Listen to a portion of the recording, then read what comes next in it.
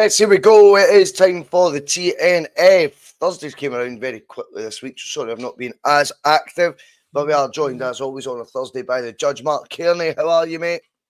I'm doing very well, mate. Yourself? How are you? Yes, mate. All good, all good. All good in the hood. I nearly said there. Didn't quite mean that. All good in the hood. Not my sort of patter. Sad day in football, of course. There was the passing of Diogo Jota, not our Jota, but the one at Liverpool. I'm really sad at young age, just married, kids. So our condolences to that, of course. We'll do all that good stuff and we'll get stuck into talking about what we always talk about on here, and that is Celtic. So all that good stuff means give us a like, give us a share, buy some hair. Obviously, if you want to become a Bhoycie Bus member, it's $1.99 a month, but of course that is totally optional, as all our content remains completely free. Of course, it just helps keep the wheels on the road. Of course, as well, remember, hit the subscribe button if you've not already. We're getting a lot of traction. Remember, we're on other social media platforms as well, such as TikTok, which are getting thousands of views. I think we got about 3,000 for one of our views last week, 2,500 for another one. So it's doing pretty well, the old TikTok. Catch us over there, the.Bhoycie, Bhoycie with the H, .bus, and you'll find the Bhoycie Bus on there if that's what you're up to. And we'll be putting out some shorts on YouTube from the episode as well later on tonight, as always. And of course, remember also, if you are subscribed, hit the bell, and it means these more sporadic buses, whenever they are due to depart the bus station, that means you don't miss any of them. Right, Mark? It was sad news today, obviously, with a young lad losing his life and stuff like that. And it was good to see the football community coming together. Celtic then did a sort of announcement after that. Just what are your thoughts on the reaction to that, Mark? I know I was a wee bit baffled by it, if I'm honest. Celtic, hours and hours after that news, posted what would have been a scheduled tweet, mate. There was always going to go out at that said time, promoting our Legends game, which I'm actually quite intrigued by, to be honest with you, because you start trying to work out who the Legends are and you think, he's too young to be in that bracket already. But of course, there will be many retired now that, you know, you can remember them signing for Celtic as young pups, just because of our age now, I suppose. They seem to get quite a lot of vitriol on it, you know, read the room. Now's not the time, guys. I mean, I'm not taking anything away from how sad the news was today. I don't think it means Celtic stopped, though, in terms of, you know, I lot of their posts annoy me online, but this one today, I feel it's people wanting to be offended. I didn't think there was anything wrong with Celtic, you know, mid-afternoon today, you know, putting out their scheduled tweet to say we've got a Legends game against the massive Manchester United, which will be, I think, a great occasion in September for a lot of supporters. There'll be a lot of players. It'll be great to see don the hoops again, and probably some in the Man United jersey as well that you quite fancy seeing live and seeing if they've still got it, as it were. Every comment seemed to be like this was madness and it's totally out of order, and, you know, I think they've got this wrong. I think a lot of folk do this as virtue signalling pish, mate, to be perfectly honest with you. I read it as you want to be offended, you want to get likes on Twitter. Celtic didn't do anything wrong by posting that this afternoon, you know, in the aftermath of, as I've alluded to, a very sad day in football. But again, one that doesn't stop Celtic carrying on with their business. What was your take on all? Were you as baffled as me, or am I just one cold-hearted bastard? No, I think I'm even cold there, mate. I was like, I feel sorry for the guy, I feel sorry for his family, but my first thought was going to be, how will Celtic fans make this about Celtic? And sure enough, on cue, Celtic turn into Celtic. You know what I mean? We're chasing ambulances, that you name it. I've seen folk suggesting that we singing a Walk Alone for them and sell half and half scarves and play a game against them like it's Hillsborough in the 80s. It's nothing to do with Celtic, you know what I mean? Celtic posting, as you said, will probably be a pre-scheduled post. It's probably been scheduled for the last couple of days just to go on and all the rest of it. Celtic shouldn't stop what they're doing because this poor man's passed away. I don't think Liverpool should have stopped what they were doing when other players have passed away for other clubs. You know what I mean? It's a dark day for Liverpool, but nobody else needs to jump and tap it. You know what I mean? Let them grieve and let them... I'm going to be honest with you, and I'm not just saying this. I've never heard of this guy in my life. Never heard of the guy, never seen this guy, never even knew existed. But it doesn't stop me from saying how sad I'm for his family. I mean, the guy got married last week, I think it was. But it's nothing to do with Celtic. And to be quite honest with you, I hope Celtic aren't sitting there with a black armband on. I think Celtic should be sitting, focusing on replacing players that are leaving in a minute and building their team that's going to get through the qualifiers. That's Celtic's main priority. No judging when we should post tweets about charity matches when the real work at Celtic is what Celtic are supposed to be doing. That's dealing with Celtic business. No Liverpool stuff for any other team. Yeah, I'm glad you're on board with me, mate. Do you know what? I think the reason I was so surprised as well was when I opened Celtic's tweet about this Legends game, as I've already alluded to, the real intrigue I had. So when I've kind of opened the tweet, I was wanting to say, I hadn't even crossed my mind I'll go to that. the Diogo Jota thing. I was so confused when I was reading the comments. This isn't me trying to be, dramatic or anything. I genuinely just never crossed my mind.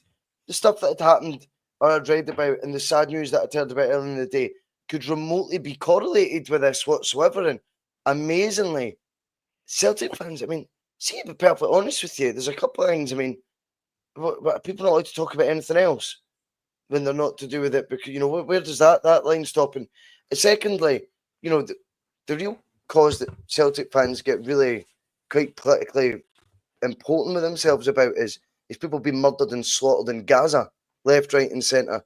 I mean, I shudder to think what the death count there is today. So does that mean every day Celtic post something that isn't about maybe, a real, a crazy amount of loss of life, that Celtic are, out of touch and not reading the room properly? Because that's the one that seems more related to Celtic than anything, such as the volume of Palestinian flags that I see. So I'm surprised that a Liverpool player's caused such outcry in fans. And like I say, unfortunately for me, I see through it and I just think it's a load of bollocks, and I think a lot of it's virtue signalling pish. But we'll move on. I totally agree, mate, with that last part you made there. Totally agree. I think folk are just choking to be chasing the ambulances and jumping on people's sadness and grief. Let them grieve, let them be sad. We don't have to make an arse of ourselves online. Just keep that for your 2 o'clock in the morning drunken stuff and kitchens. Keep all that for there. No for me to read. Yeah, it was bizarre that today, but we might touch on the Legends game at the end and maybe, speculate as to some players that could be playing in it and how baffling it is that, maybe some of the names that we actually suggest. That could be quite good fun. Obviously, the bigger news was Fabrizio Romano. Don't know how many read the room tweets he got, but Fabrizio Romano seemed to be able to get back to business today, and he was talking about Celtic. 19 million euro, he believes the fee will be that prizes Nicholas Kuhn away to Como. This one, I think, will be, I've alluded to already on the channel many a time. I think will be treated warmly. I think it'll be one that is welcomed by the fans. I think many wanted him away.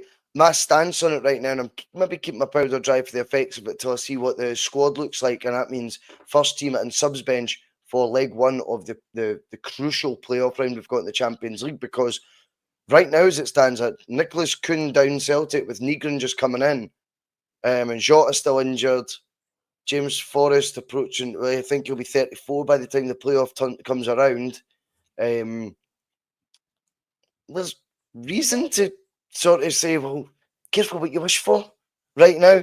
I was speaking to you earlier, Mark, about it, and you said, well, how would you like it to be being done, Bhoycie? Because I think there is an argument to say, listen, it's the best all round that Nicholas Kuhn leaves. If the player wants to go, there's people wanting to make bids, and maybe if the body language experts were right and he wasn't happy the last 6 months of his time at Celtic, fine.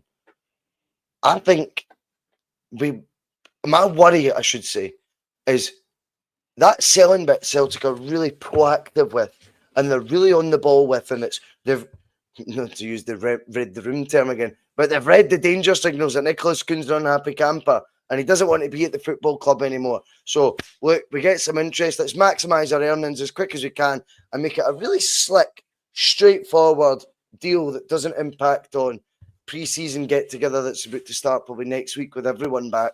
And I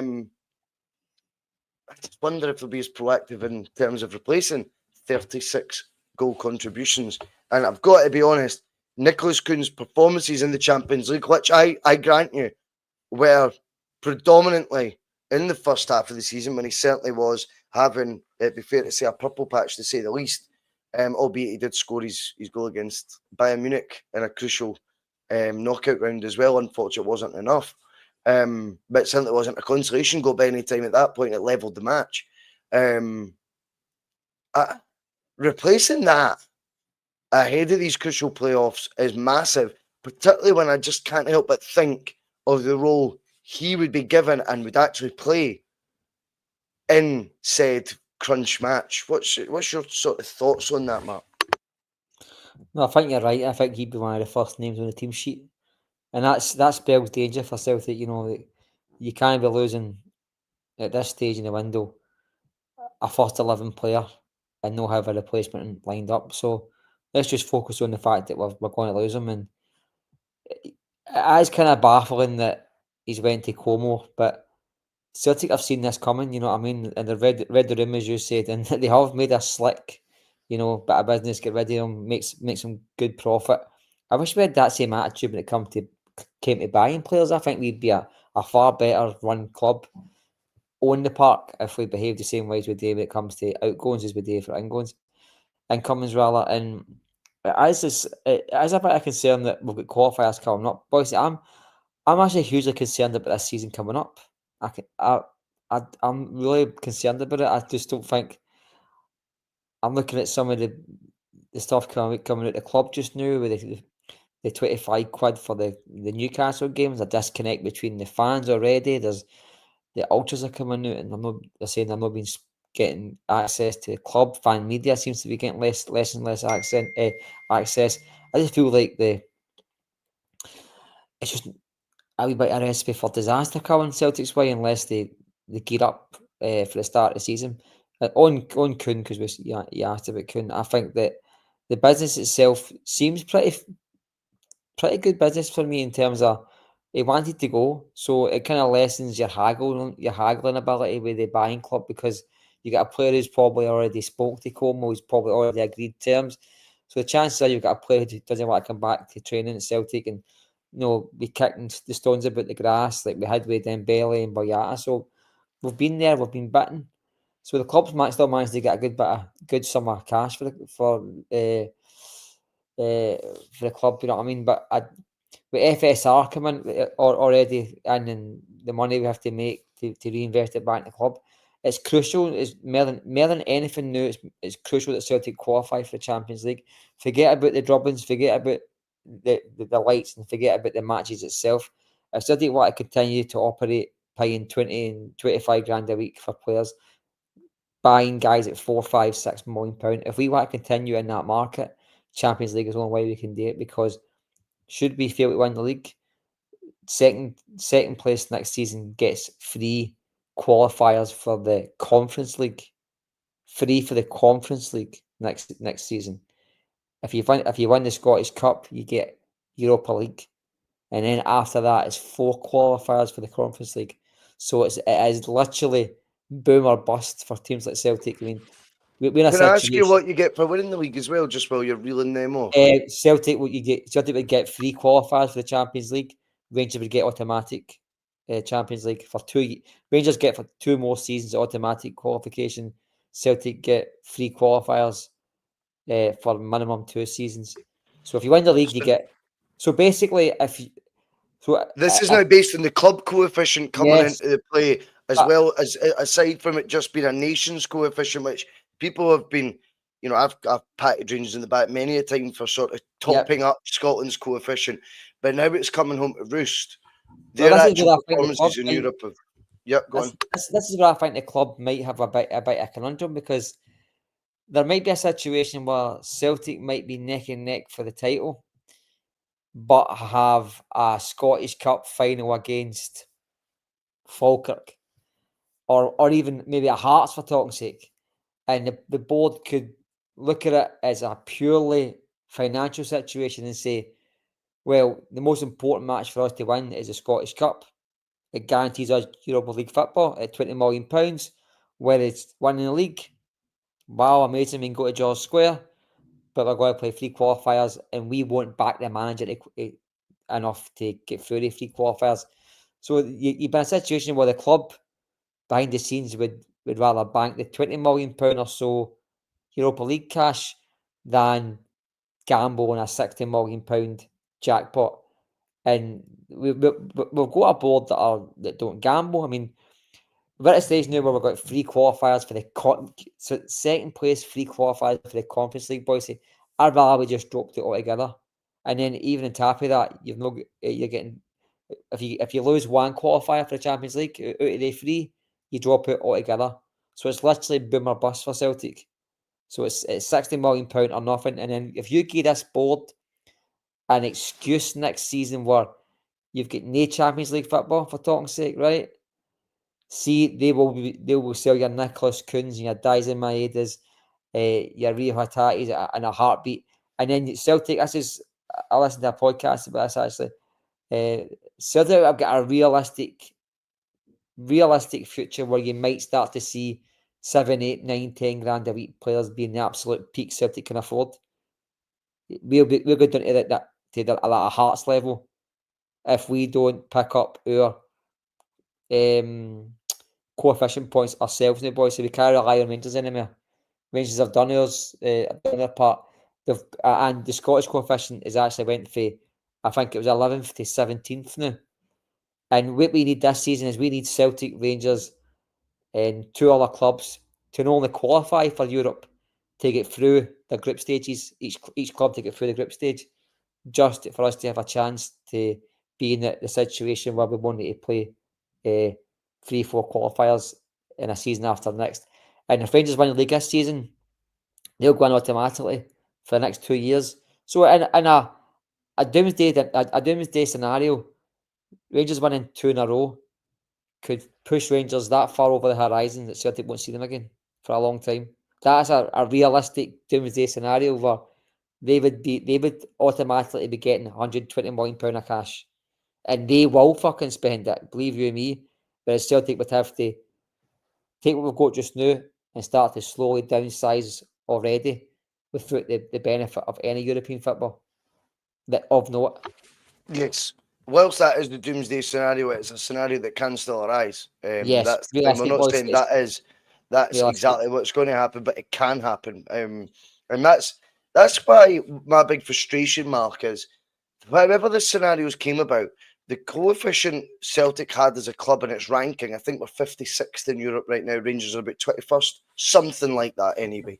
Now, these coefficient points Scotland had as a nation and where they were in that table has been something that you monitor throughout your own clubs, even more so. You're monitoring your ranking, your coefficient points throughout. And it felt really like there was a change. It feels like to me there was a big change in Celtic's attitude last summer, albeit it was too late, but in terms of the fees they were willing to spend. And we've seen that then forward into the Champions League with the last 24 place. I know we didn't quite make it past Bayern, but it was a kick of a ball away for being last 16 and, whatever could have happened for there. Probably go out. But realistically, what we would have to say is Celtic tooled up more for the Champions League than ever last year. That, though, Matt, was the 3rd fucking campaign in a row. The year before that, we had the magical 9 players, the 9 invisible signings. The 9 players that came in the door, and none of them have affected the first team. The summer before that was the summer where we brought in Bernabe, Aaron Moy. No. It was the Ange Postecoglou's final window, final summer. Remember that was the keep the eyes on the board summer, I'm sure. Yeah, it was. It was pretty poor. You start looking at it and you're going, why, when you had the guaranteed group stage football, did you not tool up? Because you knew you were getting the Champions League rewards until the 3rd year out of 3. I think they've took their eye off the ball with this, mate. And again, I'll put it down to my favourite saying, Celtic's disrespect for the Champions League is which cost Celtic in all these realms. This is doors now closing on us in European terms because we've treated the competition with disdain and they've went, well, you'll reap what you sow. And if you don't take Europe seriously and you don't want to, over the last 5 years, made some strides in Europe, gathered more 3 points. I think at times, if I'm honest as well, Postecoglou's lack of respect for the Europa League, where he continued to play gung-ho despite having a sensational 2-1 lead over, was it Leverkusen? The Betis game, which was utterly bonkers. We were 2-0 up and ended up, we contrived to lose that. Between Angie's crazy tactics in Europe, which he followed into the Premier League, by the way, and he was half an hour, he was good against Real Madrid, though, so I do apologise for that in a 3-0 defeat. He was good for half an hour against Real. But his attitude to the tournaments were very much about promoting his brand of football and putting himself in the shop window. And boy, oh boy, did it work for him, getting a top 6 club in England that he finished 17th with. But Celtic's disrespect for the Champions League has been on for decades. And the amount of campaigns that we've had and to qualify for the Champions League that we failed in with teams like Cluj, trying to think, who else has there been? AEK Athens. Teams that Midtjylland, oh fuck, that was Ange as well. Fucking Midtjylland. I don't care if he was putting out 11 fucking B players, he could have done better. But anyway, that's not on him, that's on the players as well. But for me, we seem to have, as we started this conversation, a slick, purposeful, operation in place when it comes to selling players of value that might be having their head turned. I've got a suspicion as well with Nicholas Kuhn, and it's maybe to make myself feel better, Mark, and that is that the 19 million, because I did say to you, well, hold on, things evolve in football. Prices are going up, not going down, if you know what I mean. In terms of Celtic selling as well, we've seen that. We've seen, Wanyama leave in 2016 or whatever it was for 11 million quid. We've seen Van Dijk leave around that time or the year before for about 13 million quid. We fast forward to 2019, we saw Kieran Tierney leave for 25 million up front. We've seen since then Jota leave for 25 million. We've seen O'Reilly leave for 25 million, rising to 30. Now Nicholas Kuhn's back down to that 19 million mark for a guy with 36 goal contributions last year. Just because he's not flavour of the month in the eyes of the fans, those numbers bring definite convincing arguments to the negotiating table with any prospective buyer. But Celtic have went for this 19 million offer. My hunch is here the minimum fee release clause, and I think they've triggered it. I think Hugh Keevins alluded to it on the radio. Not that he's my source for all knowledge, but I don't mind him. I think it's the fee that was always going to be enough to get Nicholas Kuhn. And I wonder if that's because there was some sort of clause in there. Look, you're getting the guy for £2.5 million. He might not have been that keen on coming to Scotland. He might have seen Austria to Scotland as a bit of a sidestep. I kind of get that as well, to be honest with you, in terms of quality of the leagues. The 17th best league in Europe. Oh, can't wait. Try to progress my career here. However, we say, well, look, your profile rise, there's Champions League football. Okay, great. Put a minimum fee in then of 16 million quid. And that means I've got to get out of here if I do all the things I'm promising to do.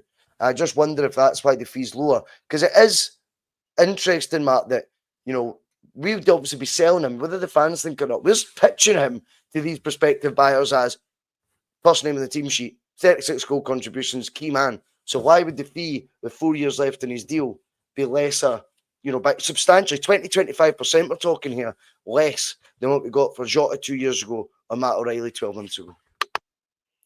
Well, you've raised a few good points there. I think, first of all, he's not nearly as good as any of the two players, if we're being realistic. But I do also think that I don't think Celtic have ever been and doing that avenue before, Bhoycie, where Celtic would put limitations on how much we could earn. You know what I mean? I think that's something you mostly see in like these Portuguese leagues, these release clauses and all the rest of it. And don't get me wrong, it'd probably be part of a good negotiation. If you're trying to get a player who's no keen in coming, you can say, well, Joe, we'll guarantee you that if this figure's reached, we'll let you go regardless who wants you. As long as you want to go, you can go. I don't think Celtic have been doing that route. I really don't, but none of us two know the answer to that. But I don't think Celtic would maximise their income there, Bhoycie, you know what I mean? Because as soon as you get a release clause, I think the buying club just goes, what is it, 14 million? We'll give you 14,100,000. You know what I mean? And it just goes for there. But I do think, I think Celtic they know that they've got a player, Bhoycie, who it's been clear as anybody wants to see it.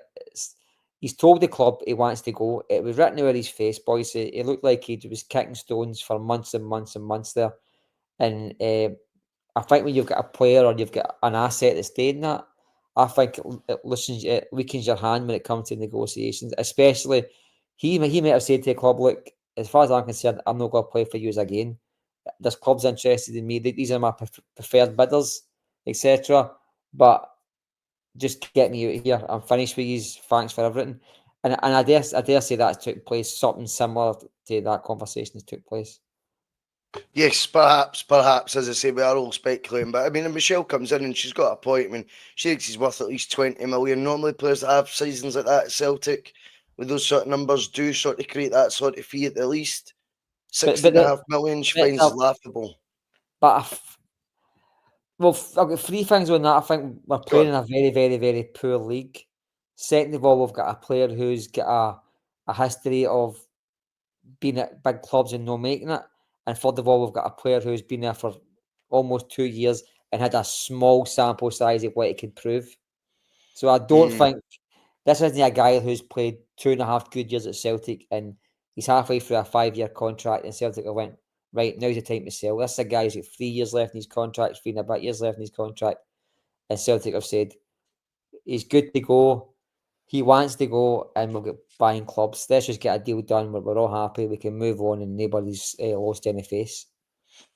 No one's lost any faith, Matt. But then the most important thing is what we do with that money. And I tell you what, if we're, just to flip my argument as usual, the one thing I can agree with a lot of the views on the old Celtic Twitter right now is that there's a wee bit of an underwhelming vibe, I think, with the recruitment so far.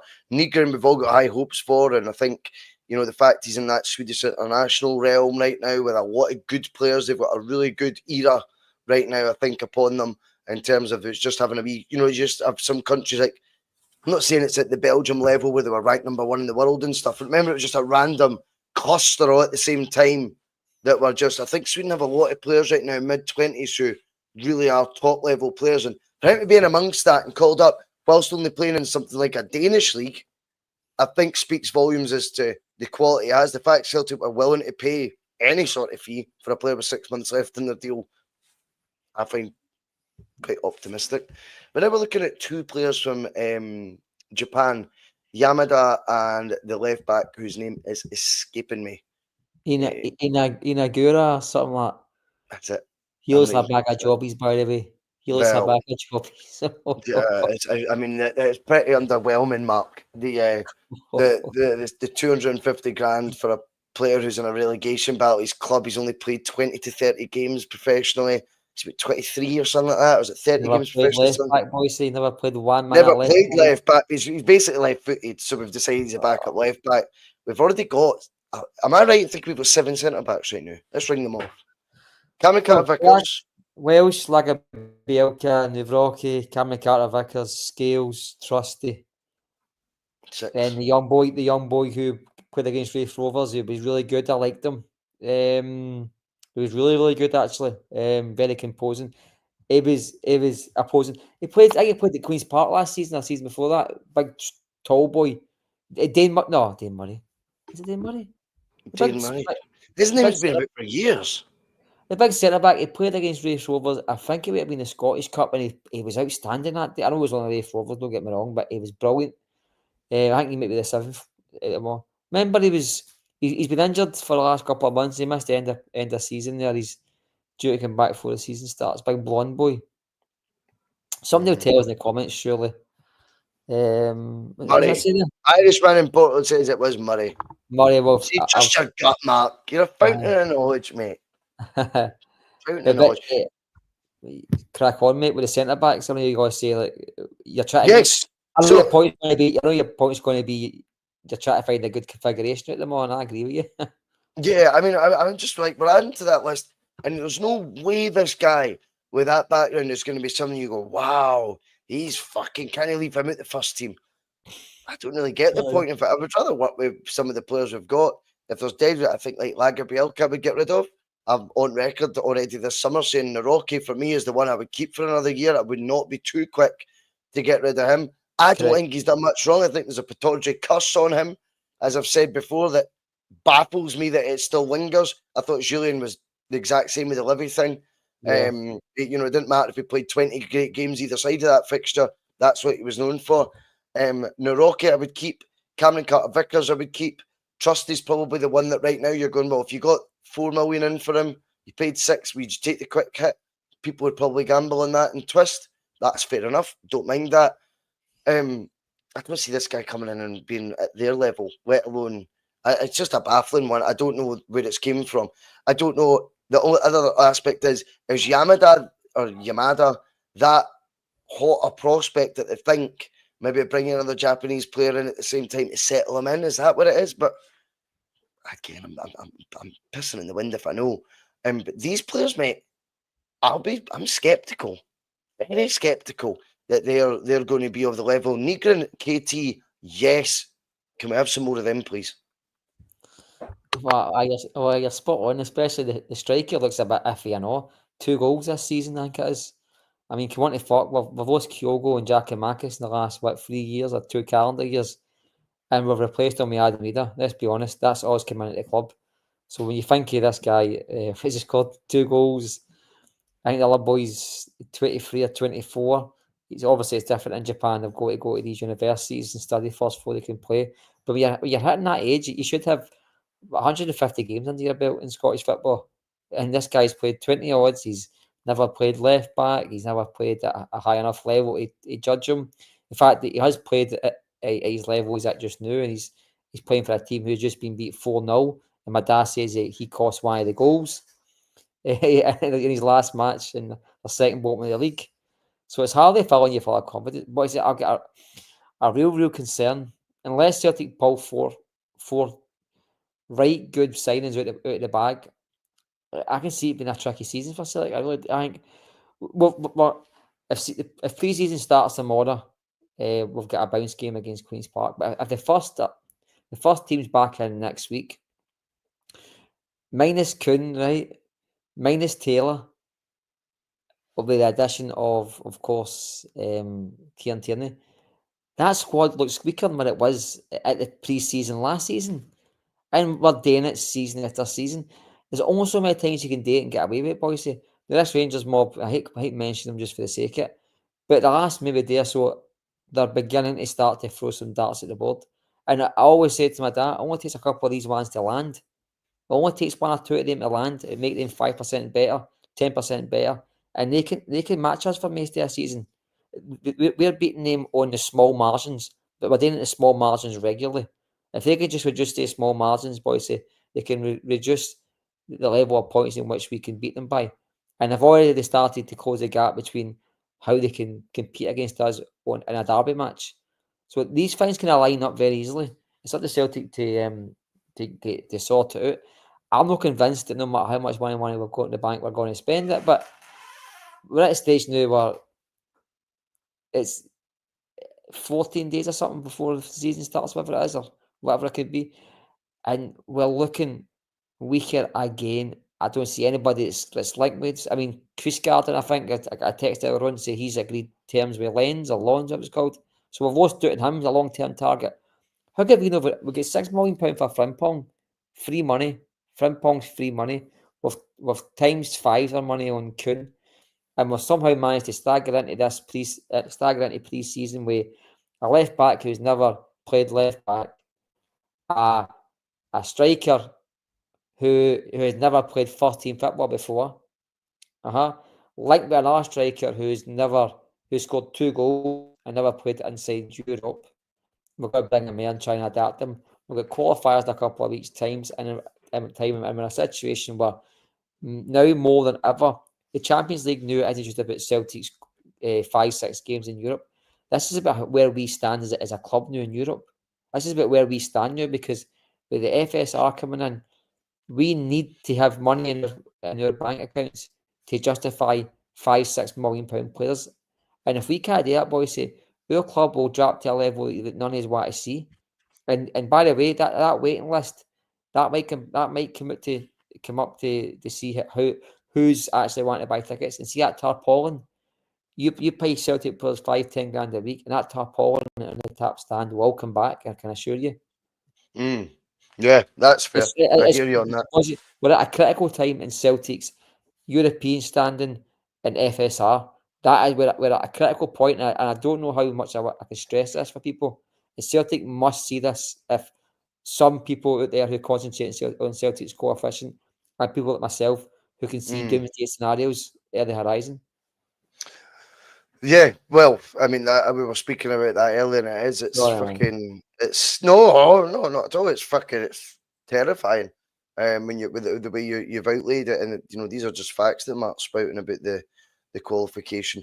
That I'm hoping aren't accurate, but I'm pretty sure they are. Barry Craig comes in and he's saying, you know, I think we're staying another 4 or 5. There's still 8 weeks left of shopping in the window. See, Barry, I'm slightly different. And thanks very much for jumping on the bus, though, mate. But I'm slightly different than you on that one. And the reason why I think there's not, I think we've got around 4 weeks left of shopping. Because Champions League playoff round is going to be the 4th or the draw date's the 4th of August, 19th of August. So that's 6 weeks, maybe 6 weeks. It's not going to be right till the end of August. We've got to get the business done before then. That's actually further down the line than I thought they were. I thought they were close at the 4th of August. So I'm quite pleased when I'm reading that off the screen there. It says the first leg playoff round 19th or the 20th of August. That's quite encouraging. That does give me a wee bit of hope. But I'm not one for Celtic hanging about here. And I'll tell you the reason why, Barry. Because actually, one of Brendan's best traits is as a coach. But such is the manic nature of Celtic season and many other clubs. We wouldn't have it any other way because it means we're competing on all our competitions that we're entering to the latter stages, right? But we've got a League Cup in Scotland that, you know, comes to a crescendo later in the year before the halfway point of the season, essentially. As well as that, you're playing all your Champions League fixtures. And that if you qualify for it, Brendan's best amount of time he'll get on the grass will be pre-season. And look at the difference we got for Nicholas Kuhn as a great example and a relevant topical one. Because he got that pre-season in Celtic from what we'd seen the 5 months before the end of the season prior when he joined. Now, I look at players not getting that with us like Adamida, maybe like Engels, and think maybe they didn't shine as much because they missed out on that. And I think it was harmful, particularly with Ida. I think it was one that we really missed out on. So I'm wanting the business done early, albeit I've done an episode on this as well, Barry, where I literally said, you know, we're fickle as fans, though. We'll get them in early. If we get them in early and they get their pre-season, it will come deadline time. We'll all still start itching and start wanting more in, and we'll be criticising the board if they don't bring anyone in ahead of the deadline date. And I get all that. However, I do think that bit's just a wee bit of hysteria that occurs because the deadline day brings such drama, or certainly used to, and it's still so associated with it. But for me, it's about getting as much of a pre-season with Brendan and his philosophies, his ideas, and fitness levels, etc. Just getting them all absolutely peaked right at the start, particularly with these playoffs coming in 6 weeks. If you've had 4 or 5 weeks under our manager's coaching and gelling with the team, you're going to be a far better Celtic player than flung in there at the last minute, albeit we've got examples where, you know, like Cadete, like Scott Sinclair, where they get flung in and magic just has to happen. But we can't afford to be relying on magic. And to be honest with you, I doubt we'll be getting a Portuguese international or an ex-Chelsea and Man City forward joining us as a wee bit of last minute. It'll be, if we're getting a last minute, Larry signing, it'll still be from the same list that we've been doing the pre-planning on. So there's not going to be someone with that extra bit of stardust where just give me a pair of boots and I'll go on and do the biz.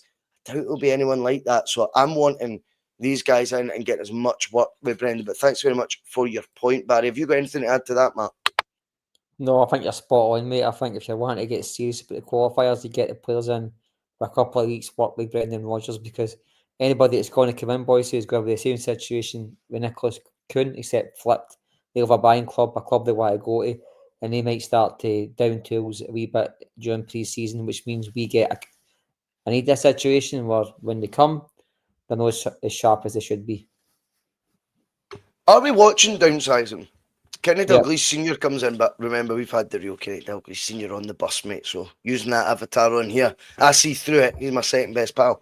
But he says, and why are we making a big Twitter announcement for a boy who's never played a professional game in his career? He's obviously talked about Osmond, who joined from Fulham. I mean, he's obviously coming in for the first team. We've got the Japanese lad whose surname I'm not quite sure of. I've not checked the chat to see what it was. The centre back, left back, whatever he's meant to be.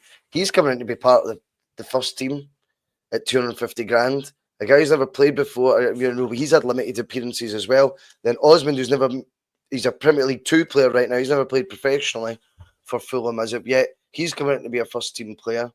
KT is elite signing, amazing. Negrin, we're hoping could really show us that he's going to be an elite player, and he's on a long-term deal and is a fully blown international with 200 professional games in him. Two different spectrums here.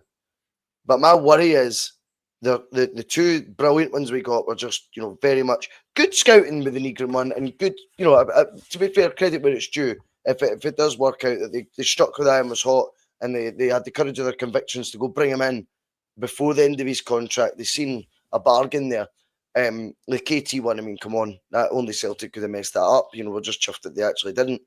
But the other two players, they're the other side of that spectrum, yet we expect them to be first team as well. So there might be a bit of downsizing going on here where you'll get the odd one that grabs your attention, but really it'll be maybe the better days behind them, or maybe it'll be because you could get like a KT, just within our wage bracket, or the best paid player at the club, but still not astronomical for us wages, just because he's got that love for the club already there. Do you think, Matt, we're going to see, and there will be more players coming in, do you think Celtic will spend the sort of fees that they did last summer again this summer? Essentially, I'm asking you, will they stick a twist, or do you think it will be more to like 2 summers ago, where you're going to see a lot of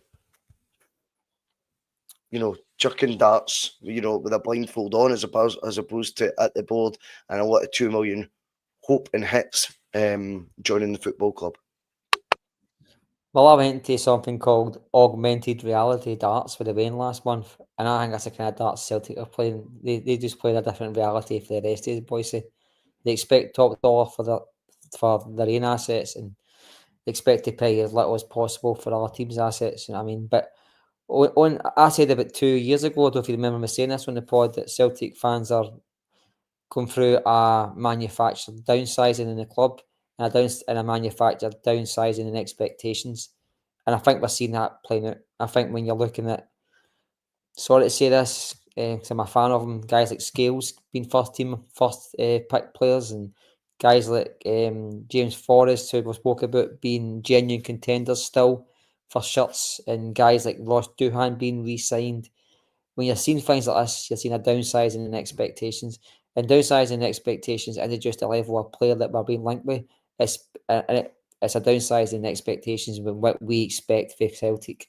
We've got £100 million in the bank, and me and you probably, our heart of hearts, don't expect too much action. You tell me a club in the world that operates where they've got more money than the rest of the country put together, and that's a fact. The rest of the country's wealth, footballing wise, won't match Celtic's, and yet we still won't spend money. You mentioned there about you think Celtic will go doing the 9 players flinging darts at the board, see what hits. I think you'll probably see many of that, Bhoycie. I think there might be a wee surprise in there somewhere. We might get, in fact, I was going to say we might get that Balikashvili, or what you call him. But is that a surprise? We've been with this guy for a year and a half. Kvistgarden, he's given another guy, he's away to Lons apparently. Another player they've been linked with is probably going to be £5-6 million. We get £5-6 million for nothing for Frimpong. We can't even spend money we're finding in the back of the sofa. What are we playing at, Bhoycie? I don't know. Oh, you're saving for this rainy day that you forecasted, mate. The club's biggest ever rainy day already happened during COVID, Bhoycie. But Peter Lawwell said a couple of years ago, or last year, I think it was, Celtic are saving for a buffer for when we don't qualify for the Champions League. And then he mentioned FSR. And then we're all like, why are you mentioning that? You stupid. Don't need to mention that. Celtic have got a lot of money. Well, it goes on your 3-year average. So maybe Celtic's, it's not Celtic's ambition. I said to my dad yesterday, maybe Celtic's ideal scenario is where Celtic spending 5, 6, 7 million pound a summer is the absolute peak that me and you can expect them to spend. Maybe that's their ideal situation where this is the 1991 Boise, where me and you would only know Celtic's balance sheets and me and you bought the Financial Times. People are sitting in pubs, bookies, trains and planes, buses, everywhere, reading about how good Celtic's financial situation is. You can't hide it anymore.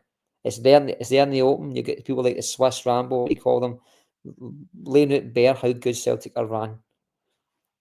Swiss Rambo, what you call them. You can't hide it. You know what I mean? But in a situation now where everything today just is weird. Like we built a training ground for the youth team that was supposed to be finished in February. We're now what 5 months later. That's went radio silent. We don't know what's happening with that. We've got players contracts that are running low, running out like Greg Taylor. 1 minute the manager's talking about hoping to keep him. The club goes silent on that, and then the next thing you know he's away.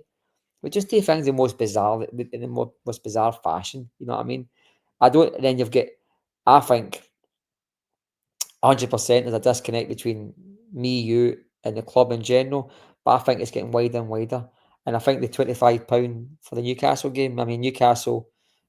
There was some article written in Newcastle somewhere, a blog was yesterday about how Celtic are struggling to sell tickets, and Celtic have gave Newcastle an extra 2,000 tickets to sell to their away fans, to their fans for this match coming up. So Celtic even know how badly this is going, where they've now turned around and said weeks before the event that we can't sell these tickets, come and collect them. And yet there's been no budging on Celtic's hard nosed stance. Now we're getting players who are underwhelming, and yet they're getting unveiled on YouTube, and you're having to pay for a subscription to watch YouTube interviews now.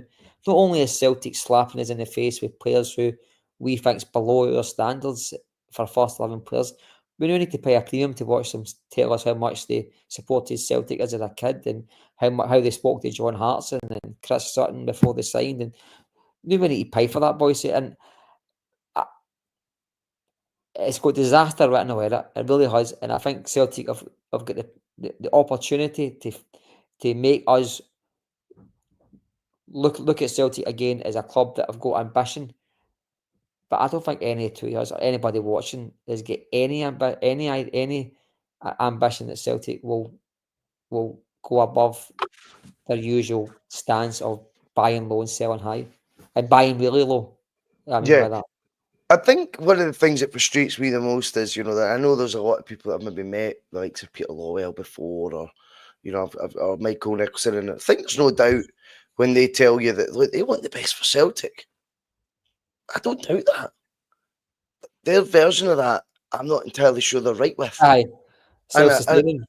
and what they want, is their best version of Celtic.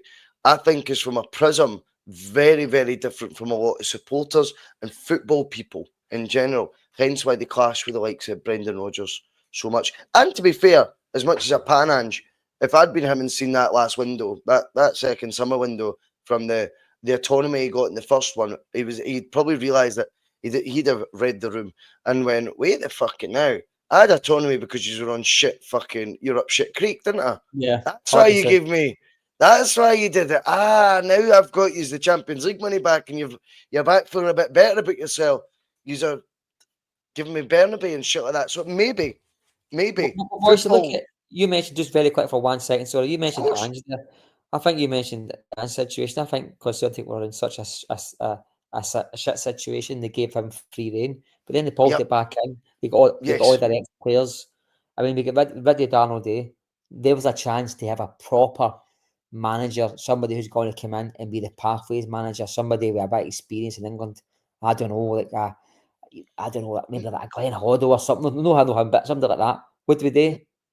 We phone Sean Maloney because he's next on the Rolodex.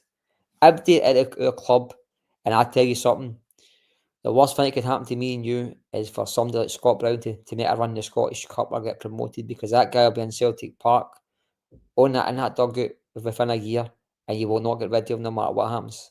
I.e., Neil Lennon. Yeah, well, it's an interesting point, mate, and we could probably discuss that for ages. We might over the summer. But yeah, I hear what you're saying, mate. I hear what you're saying with that. As I was alluding to as well, I mean, I just feel that it's great to want the best for Celtic, but everyone wants the best for Celtic. That's par for the course. That's bog standard shit when you're in the fortuitous positions that you are. Easy for me to say as usual. Monty will be laughing right now. But when it comes to actually doing what's best for Celtic, how many lives do you get? How many chances do you get? And I know it sounds like we're being all doom and gloom here. Celtic at the end of the day are on 4 in a row right now, which is amazing domestically. I've warned you for 3 years, domestic bliss wasn't going to be enough to see the version of Celtic that deep down you want to see. And that'll be the best possible product in the park, and that'll be returning to being some sort of credible European outfit. And that's probably where my ambitions lie. I'm not saying European force, anything like that, but a credible European outfit. Now, when you get drawn in a group with Celtic, you go, fuck. That's a tricky third seed. Or see, for pot 4. That's the last pot 4 team you wanted. I want to be like that, mate. That's where I think when you get to then the 16 elites, forget it. And that's fine. But you would want to be that team that nobody wants to get drawn, and we're always in amongst it. And year upon year, we'll be in the mix for that second spot in a Champions League group. We might not get it every year, but we're in the mix because, do you know what? We'll take care of the side that we should take care of, and we'll get a scalp along the way. And then something's going to come to a crunch game. See if we could do that every year and get the odd last 16 and shit. I honestly, I think we'd all love what Celtic were about, what they were doing. And funnily enough, the balance sheets look after themselves. And this is what people don't get. See if you're constantly got your nose in the books. And I said this about my pub. There was a documentary made when I was leaving my pub, and it's one of the quotes I said in it. And it frustrated the life out of me. And it was when people think, oh, how did you run a business and stuff like, oh, how were you doing that at that age? I said, the numbers took care of themselves. Hundreds of numbers in the books. Because I focused on the fucking product that I was doing. And I made the best possible version of what was a tacky old pub that had a few rough years. And I went, right, let's just sex it up a bit. Basic, like a paint here and there. Jazzed up. We put red lights in the bar, mate. It was so basic what we did. But we talked it up, right? And we started competing with the other pubs again and stuff like that. And guess what? Rather than me going, how much profit did we make tonight? I knew by the numbers of customers in the door that were happy, Matt, that the numbers that were going in the book were going to be decent. That is a different scale of it, and I get that. But that approach has never been taken by Celtic. It's numbers first, product second. It's not how to run, in my opinion, a business that actually, in the case of Celtic, more than almost any other, is product orientated first. Because the customer doesn't pay to see healthy books. The customer pays to see what's on the fucking park. So if the books are prioritised before that and what's on the park suffers, then you're clashing in both ways because the numbers in the books are going to dwindle. You've predicted that and forecasted that with these crazy qualifications that we're now going to have to do in terms of even if we win the league, there's fucking 3 qualifiers for the Champions League. If we don't get in them, we're out of Europe altogether. I wonder if we were to win the Scottish Cup as well, there'd be some sort of buffer. But again, we can find out towards the end of the season. I'm not entirely sure. You can't play both. So that would go to second place. There you go. Second place would get the Europa spot. Europa, and then third place would get the 3 thingies for the conference. So this can all go to pot because Celtic, rather than looking at what the potential of the club was when they had 3 years running at the Champions League and thinking, if we invest in the park a bit more, that gives us more of a fighting chance of that Champions League. And even if it is, as I said to you, just competing to be second in that group. If Ange had finished his Champions League campaign with 8 points and we went out, nobody cares. If Rodgers had done the same, went out, but we'd got 8 points, you know how different that coefficient would look ahead of, and we just mirrored what we did, and last year just played out as it did. This coefficient would look totally different. So this is what we fucked up with. We focused on the numbers first, product second. If we'd done it the other way around, I guarantee you that coefficient would be healthier 4 in a row would still have happened that we're currently in the midst of. That is just so obvious to me. So it's great saying you've got guys with the best interests of Celtic in the door.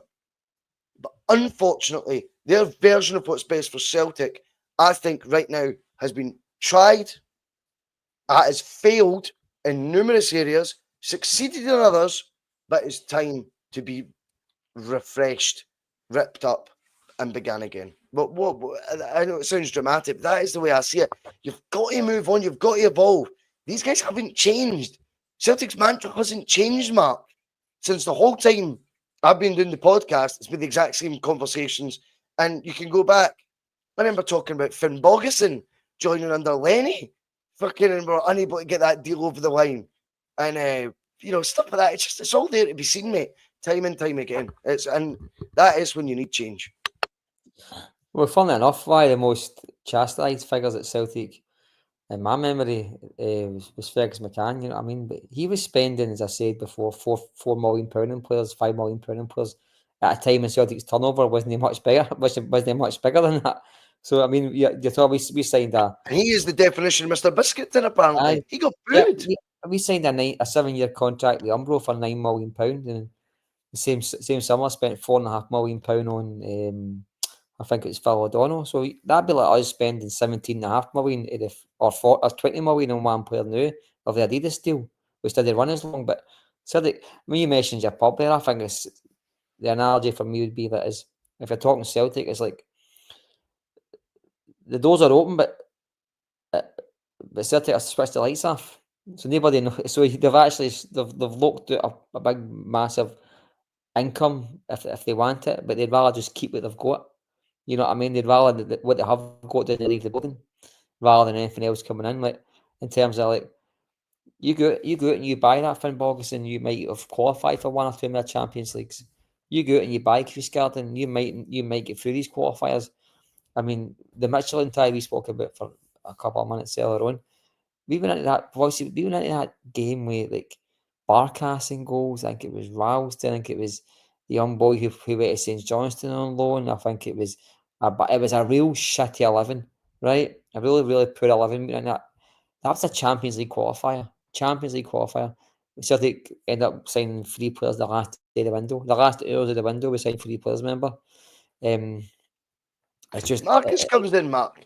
Who? Marcus O'Hara comes in, and it's great to have you on the bus, Marcus. I don't really recognise your name in the chat often, so thank you for jumping on the bus, and great to have you engaging in the chat as well, mate. He says, how do Celtic attract players for the UCL? It's never happening. Marcus, my worry for that comment, mate, is that's the conditioning we were talking about earlier. That's exactly what they want you to think. Listen to what they say down south. What the biggest carrot you can offer Premier League to Premier League player? The dangle of the Champions League carrot. They say it all the time. So Celtic having Champions League access, you love this. Of course that helps attract players. And you love this, Bhoycie. If we're the 17th league, right? The 17th league in Europe.